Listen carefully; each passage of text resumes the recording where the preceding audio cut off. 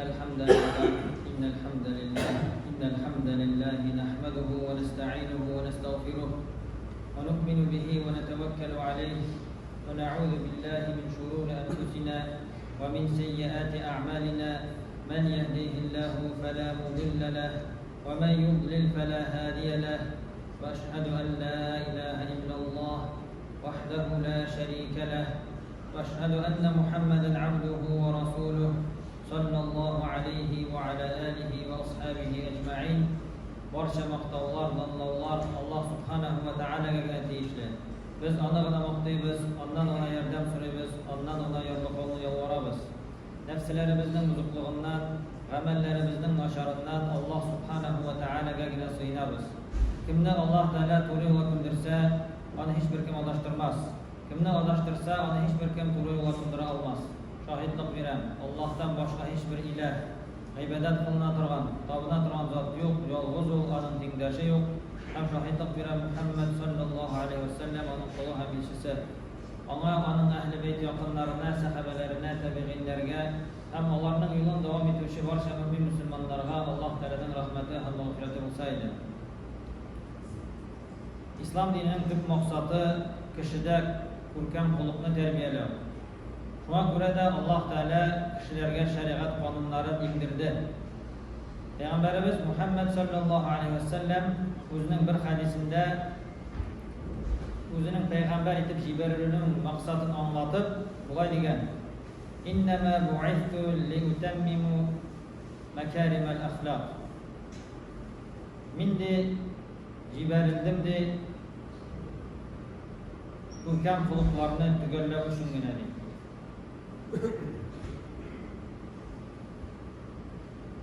Yani huluk indi o kişinin içki sureti, kişinin dışkı sureti görkem yaki yemsiz bula algan gibi, onun içki sureti de şuay görkem yaki yemsiz bula alar.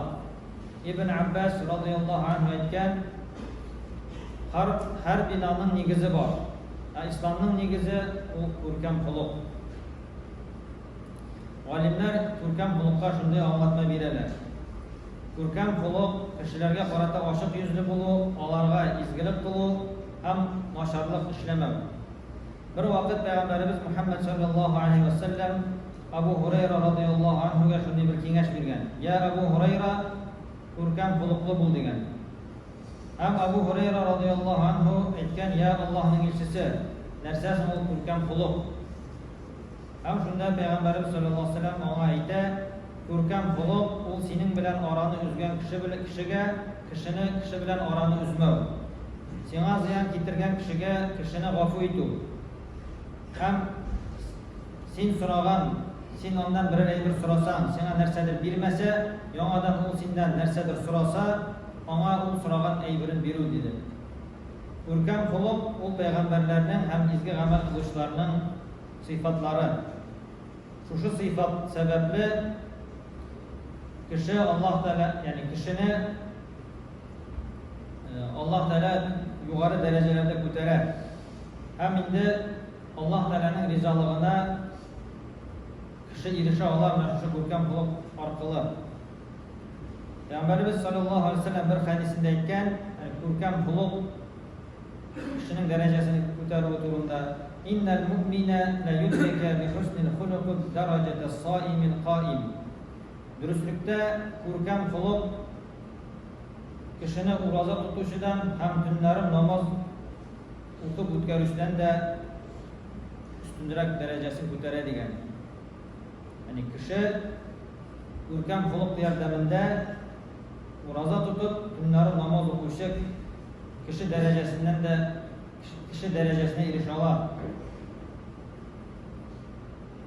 Cüneyd rahimahullah şuna degen, dört türlü sıfat kişinin izgi amel, yani dört türlü sıfat kişinin izgi amelleri hem ilmin az buluğa karamasdan en yukarı derecelerge, cennetteki en yukarı derecelerge götüre degen. Onun birincisi, aşık kilgende özünü kulda tutup, kişilerge karata tübençilikli bulu, yumartlık hem görkem huluklu bulu degen. Yer yüzünde en görkem xuluq iyasi ol Peygamberimiz Muhammed sallallahu aleyhi ve sellem. Hem şuna göre de Allah Teala onu en so'nggi peygamber etip sayladı. Hem şu ko'rkam xulqi sebeplemi Peygamber sallallahu aleyhi ve sellem'nin derecesini ko'tardi. Hem Kur'an'da onu maqtab bulay deb aytdi Allah Teala. A'udhu billahi mineşşeytanirracim. Ve inneke la'ala khuluqin azim. Dürüstlükte sen büyük xuluqlu dedi. Tefsir alimi At-Tabari bulay deb aytgan. Büyük xuluq iyasi o büyük edep iyasi deganni anlatadi degan. Anas ibn Malik radhiyallohu anhu aytgan, Peygamberimiz Muhammed sallallahu aleyhi ve sellem'nin xulqi turunda anlatgan. Yani Allah'ın elchisi kishilarning eng ko'rkam xuluqlisi edi degan.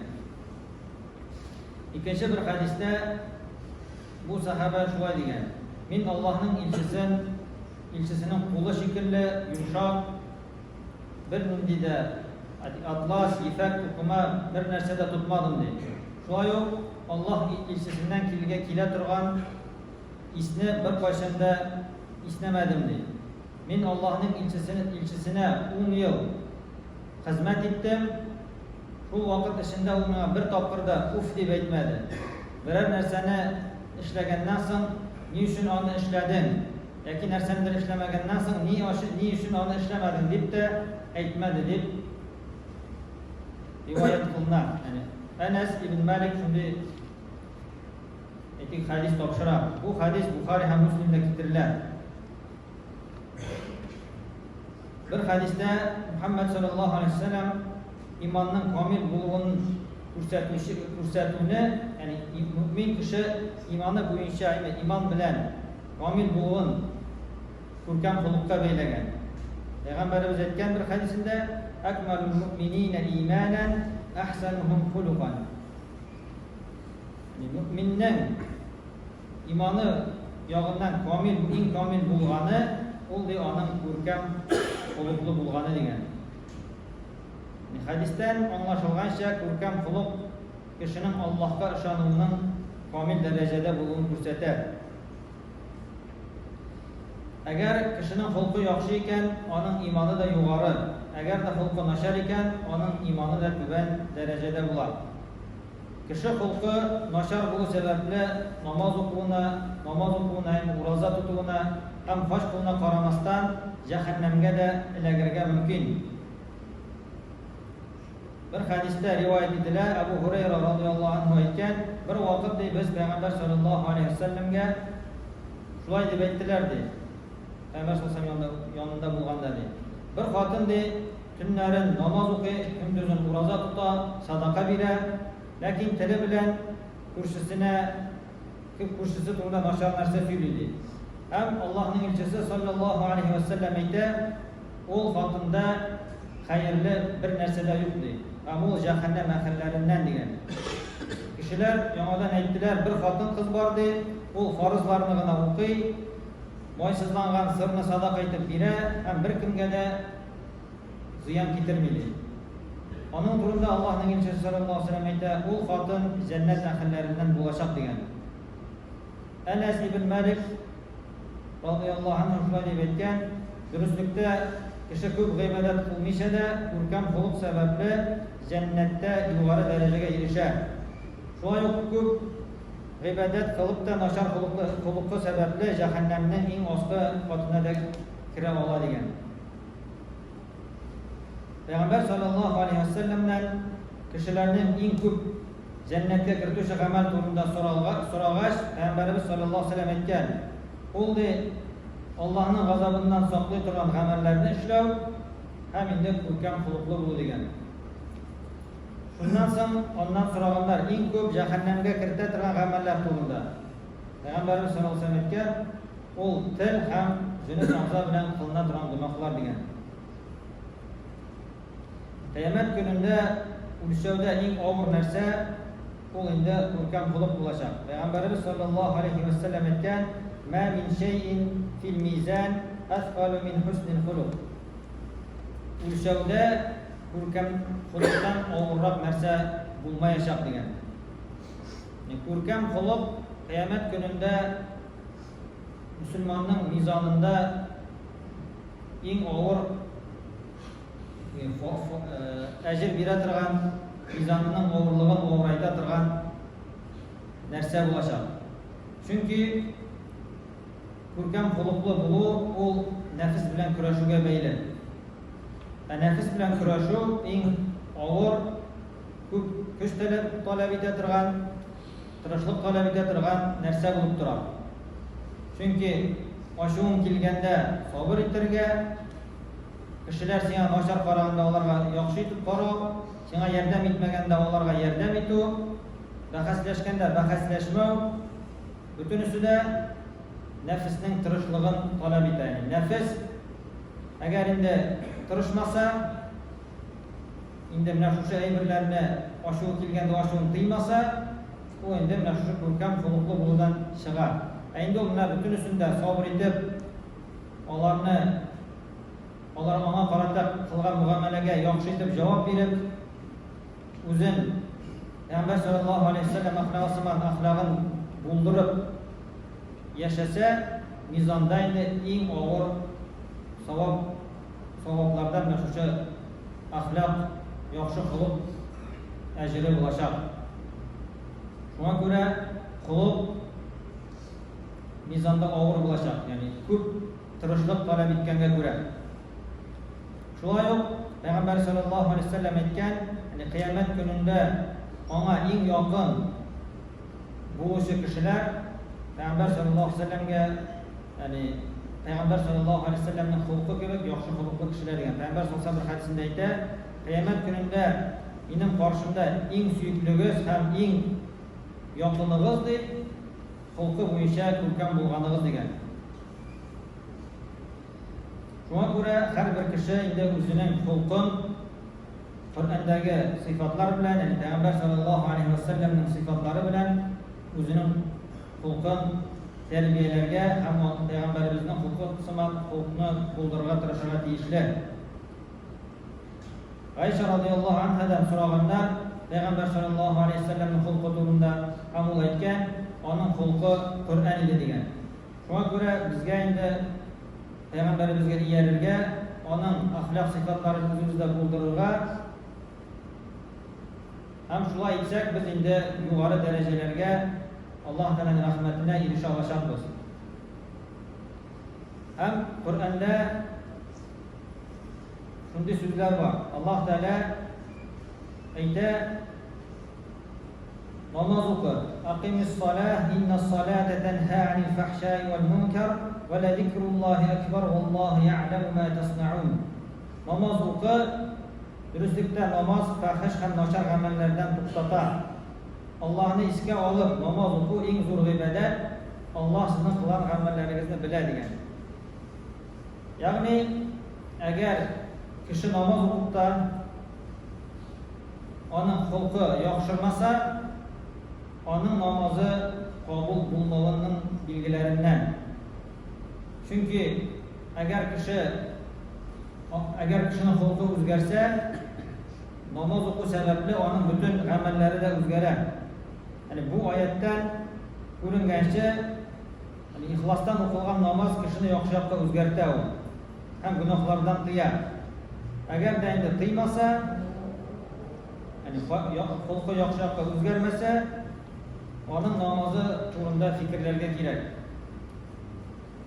Agar kishi namoz o'qibda namozdan so'ng chiqib kishilar bilan talashib, so'ginib yuriykan, onun namozi ona bir minda foyda keltirmaganda ham qabul etiluvi to'g'risida yani tugal aytib bo'lmaydi. Shunga ko'ra kishi endi namozlarni o'qigach, yani ixlos ravishda o'qib, ham o'zining shu namozni o'qigach, namozdan so'ng bo'lgan o'zining halin o'zgartirishga tirishishga tegishli. Agar o'zgartmasa, onun namoz o'qulari, boshqa ibodatlari ona foyda keltirmasga mumkin. Payg'ambarimiz sollallohu alayhi vasallam bir hadisida aytgan, agarda namoz kishini fahish ham noshar amaldan to'xtatmasa, u ona Allohdan yiroq aytadi degan. Abu Aliya rahimahulloh tabiiy aytgan, dürüstlükte namaz fahish ham nochor amallardan to'xtadi degan oyatni anglatib, chinliqda namoz o'z ishine 3 turli narsani oladigan. Agar mana shu 3 aybirning birsida bo'lmasa-da namoz bo'lib sanalmaydigan. Onun birinchisi u ixloslik, ikkinchisi Allohdan qo'rquv hissi, ham uchinchisi Allohni esga oluv. Agar shu 3 aybirning birsida bo'lmasa, namoz qabul bo'lmaydi, ya'ni namoz bo'lmaydi. Yani ixloslik kishini izgilik qilarga itaradi. Allohdan qo'rquv hissi gunoh qiluvdan to'xtatadi. Allohni esga oluv, ya'ni Qur'on o'quv kishiga narsani bo'lsa-da ishlarga qo'sha yoki narsadan bo'lsa qillarga qo'sha. Fudayl ibn Iyad rahimahulloh aytgan, mening uchun gunoh qilishi, lekin ko'rkam xuluqli kishining do'st bo'luvi, ibodat qilishi lekin nochor xuluqli kishiga qaraganda xayrliroq degan. Shulay aytib, agar bizning qilgan amal ibodatlarimiz bizni yaxshi yoqqa o'zgartmasa, bizga o'ylanirga kerak. Chunki namoz, boshqa ibodatlar bizning ko'ngildan ixlos ravishdan ishlanirga tegish. Kishining ko'nglina din kiraykan, shin ma'nosida din ko'nglina kiraykan, onun xulqi o'zgarar, yaxshi yoqqa o'zgarar. Namoz o'qimuvchilar bilan, dinda bo'lmovchilar bilan bir turli bo'la olmaydi. Agar endi mana shu o'qilgan namozi yoki boshqa ibodatlari ixlos ravishdan tegishuncha o'talsa, yani şu narsalar kishining xulqini o'zgartiradi. Ham shuning sababli endi Alloh taolo kishini o'zining rahmatini, jannatlarini kiritadi.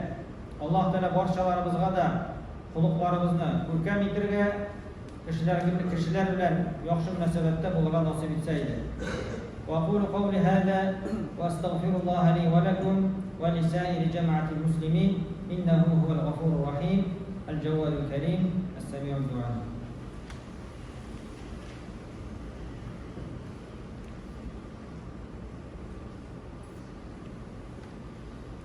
الحمد لله رب العالمين حمدا كثيرا طيبا مباركا فيه كما يحب ربنا ويرضاه والصلاة والسلام على رسولنا محمد وعلى آله وأصحابه أجمعين إن الله وملائكته يصلون على النبي يا أيها الذين آمنوا صلوا عليه وسلموا تسليما اللهم اغفر للمؤمنين والمؤمنات والمسلمين والمسلمات الأحياء منهم والأموات اللهم أعز الإسلام وانصر المسلمين وارفع راية الإسلام فوق كل شعار ووفق ولاة الأمور إلى ما تحب وترضى يا رب العالمين وصلى الله على نبينا محمد وعلى آله وأصحابه أجمعين وأقيموا الصلاة.